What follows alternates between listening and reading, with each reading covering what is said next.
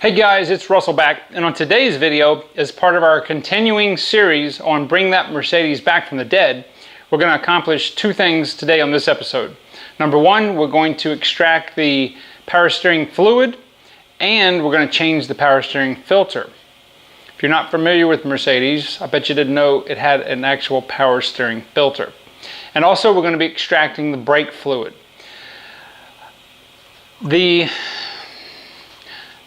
Both of these things that I'm telling you that we're going to do, if you go back and search the channel, there's a brake fluid. If I think the video is does changing your brake fluid matter or whatever, you can go back and look at that video and see why I'm doing what I'm doing. Also, the same thing with the power steering fluid. There is a reason to that, which I'm not going to go into that because I've already done a video on it. But we're going to get the old fluid out, change the filter, and we're a little bit closer to getting the Mercedes back on the road, hopefully soon. So let's go outside and take care of this procedure. It's not hard to do. All right, so on the 123 body Mercedes and 126 body, for sure, they have this type of power steering pump. This is the pump and the reservoir, and there's a wing nut on top. We're going to loosen that.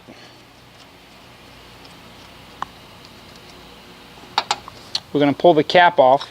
When you pull the cap off, inspect the seal. There's a seal right here. It's like a rubber gasket. It doesn't get replaced unless it was damaged. Now you can see we're full of power steering fluid. So I'm going to take my extractor and just empty it out like this.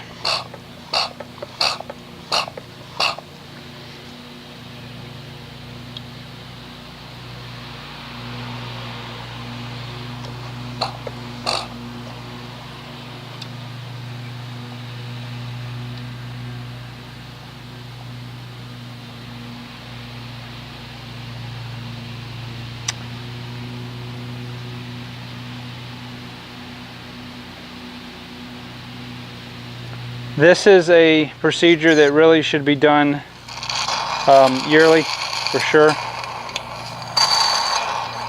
There's a reason that the Mercedes engineers made these cars last so long for stuff like this. I mean, who puts a filter in a power steering pump?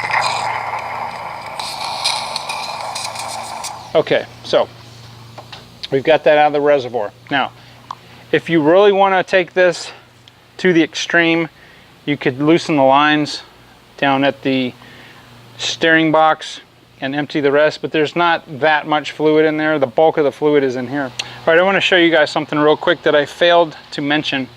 There are two types of retainers inside here that hold the spring down. This is the worst one. This is almost like a pot metal, just a grooved piece of sheet metal that you just push down. You can unscrew it, but if you open yours up and it's got a plastic collar, almost like a translucent or manila colored plastic collar and a nut, that's what most of them have. This one is horrible because you have to hold the spring down, and there's a lot of pressure here, and get some pliers and try to unscrew this. You know, this is not a nut. It's, I don't know what you call these. It's just it's a quasi nut, and then just let the spring go like that. Okay. Now, inside here, we've got our power steering filter.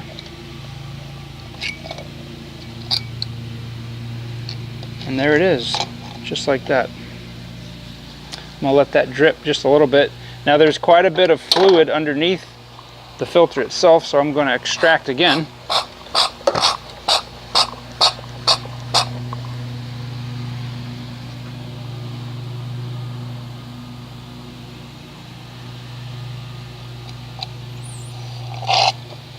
You know, rarely do these go out. I've seen these that have been sitting in junkyards for years, and they're still good. So I just try to get every bit of fluid out of there that I can.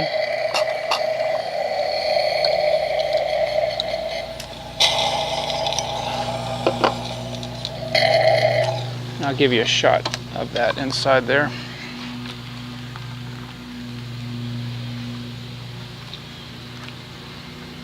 Okay, so that's what it looks like inside there.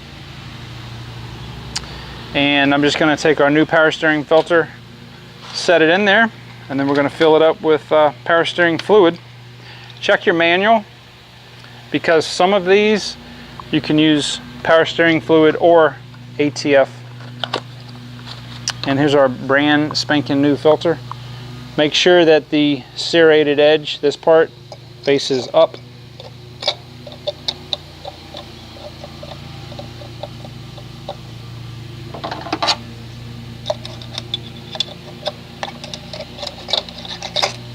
Okay, make sure it goes all the way down. It actually fits in a recess there. And then we'll put the spring on. And then the way this works is you basically just kind of press that down like that. And I just do a test fit of the cap. You want it enough so it's got pressure against the cap like that. And that's perfect. And that's not going anywhere. All right, so I'm going to get some power steering fluid.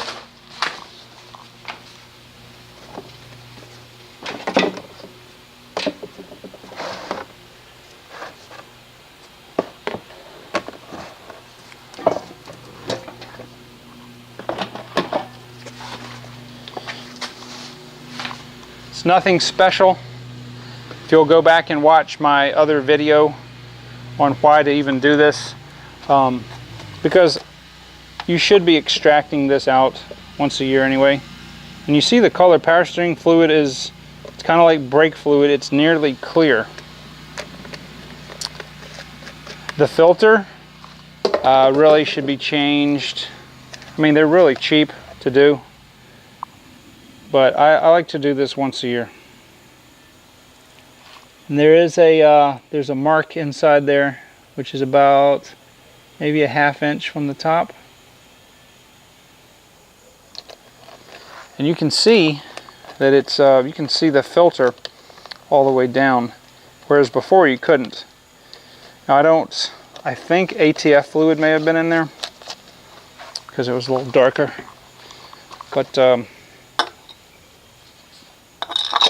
put the cap back on, put the wing nut back on, and that is done. Now again, if you want to go to the trouble of taking the hoses off, you can do that. I don't usually do that because it's easier to do this, and I do it so frequently that the fluid is constantly being changed out. So let me show you what the filter looks like. It looks like a very tiny oil filter. Same general construction. But it's enough to obviously do something for the system. And that's one reason probably why they last so long. All right, so the next thing on our list is we're going to extract the brake fluid out of the reservoir. Now, I do this once a year on all my cars. And I'm telling you that the best thing to do is to extract the fluid out of the reservoir and then go bleed all the brakes. If you look in most owner's manuals, it tells you to do that every, I don't know, 3 years. I do my brake fluid in all my cars every year. Now I'm not going to be bleeding the brakes right now. It's going to be a whole nother big video. But if nothing else, most people don't do anything. They just leave the brake fluid in there. It's not permanent. And you know, if you do nothing more, then at least do what I'm getting ready to show you to do. Remove the fluid out of here. Then you'll be way ahead of where most people are. Again, it's not the ideal scenario, but I'm going to make sure there's no power steering fluid. And you see that this fluid is still nice and almost clear. It's not black like you see most other, if you look at most people's brake fluid reservoirs, it's almost black.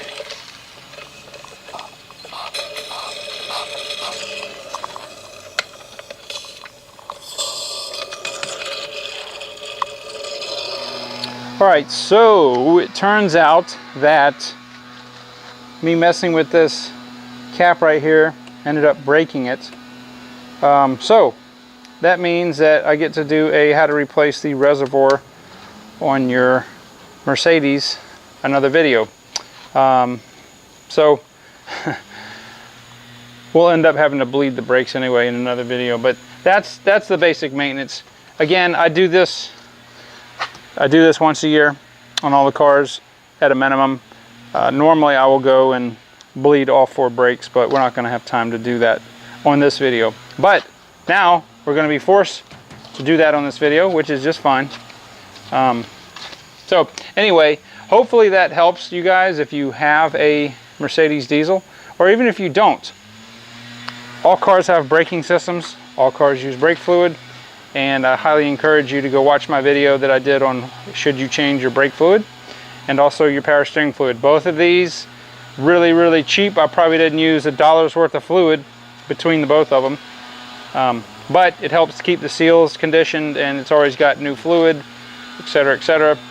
And that's how we're gonna leave that. So guys, I appreciate your viewership. I'm sorry for the guy next door running his blower and his mower the entire time I've been doing this video. If it's not a blower, it seems like it's a dog barking. But thank you for sticking with me, and thank you for this series. I think it's going to be a really good one. I'm having fun doing it, and I will see you on the next video.